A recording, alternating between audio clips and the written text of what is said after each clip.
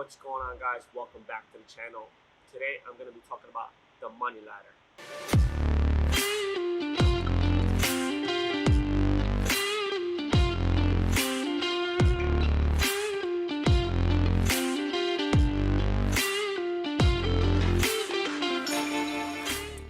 So last week I made a video on 4 ways to make money, and I wanted to do a little spin-off from that video because I really wanted to give more information on each section, on how to make money on each section, and why it's important to sometimes go through these steps to get ahead just financially.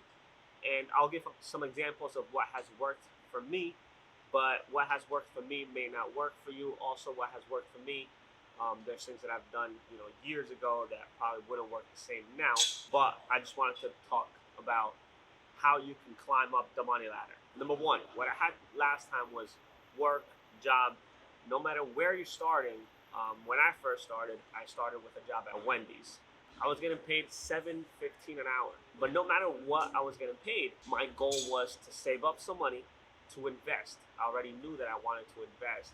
And so the goal was to save up some money and to live with as little as possible. I wouldn't really go out. If friends wanted to go out somewhere where I knew I was going to spend a lot of money, I would just not go there. I would try not to eat out so much, not try to buy so much clothes, etc. Definitely made a lot of mistakes. I'm not saying I did all these things perfectly.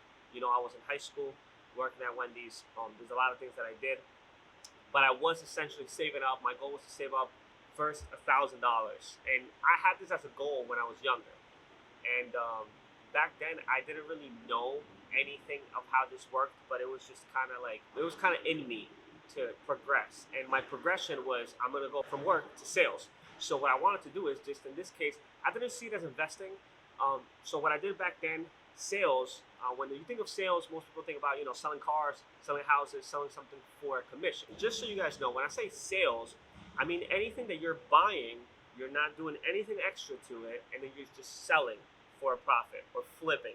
In my case, what I started doing was selling tattoo guns at the time. I would get them on eBay, and at the time I was selling it on Craigslist. So I would be waiting, a week for the item on eBay, and then I would sell it to people that wanted to buy the same day, so they would pay a premium, which usually at this point I was getting like a 50% margin on anything that I was getting on eBay.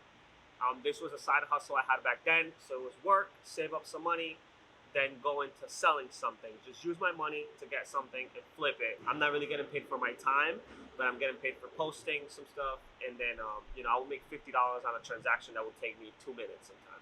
And then I evolved to selling cars. I would get a car for $5,000, and I'll sell it for $6,000, $6,500. I will get a car for $2,000, sell it for $3,000. So I did a lot of that. And then my next goal was to save up $10,000 to start a business.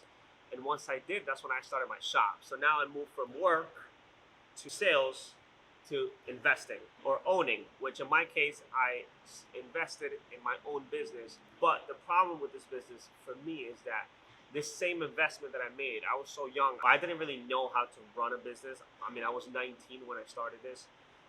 So what I saw myself doing a lot is just kind of like I invested in something that I was still working in every single day. So if I wasn't at my shop, sometimes it wouldn't make as much money than if I was at my shop. And that's because I was the main worker in there, essentially. So I would do that differently. So if I was suggesting something for people, of course, if it's your passion, I would suggest doing it yourself, but the goal should always be to work on the business, not in the business. I always suggest to think long term of what you're going to want to do for the long term.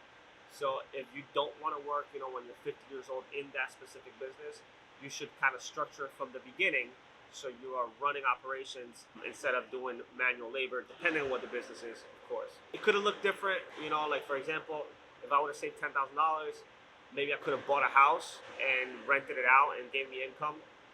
I could have done a lot of different things. I could have bought cars and used them as rentals. I could have done a lot of more hands-off kind of businesses. And if that's what you want to do, I definitely suggest doing that. I was very like a hands-on person. I love working with my hands. So anytime I think of a business, I always think about kind of working inside of the business, which is not necessarily a good thing, but it's something that I like to do personally. So that's something that you have to kind of see which one it is that you would like to do. For me, investing, I didn't just invest in that. I invested in cryptocurrency. I invested in stocks. I invested in a lot of other different businesses. I partner up with other businesses. So the one business that I started myself wasn't the only. That's what I owned, and that's what I kind of operated and ran. But I also had different investments that were producing money that still do to this day. And like I said, that's been a very big part in just income for myself, or just generating more wealth for myself that I definitely suggest people doing. But it is a process. And then the last one that I plan on doing eventually is lending money. This is the goal that I have. This is what the big boys do. Think about it. Banks make money on a mortgage 4% a year. Student loans, angel investors, 7 to 9% a year. Credit cards are 20% a year, 22% a year.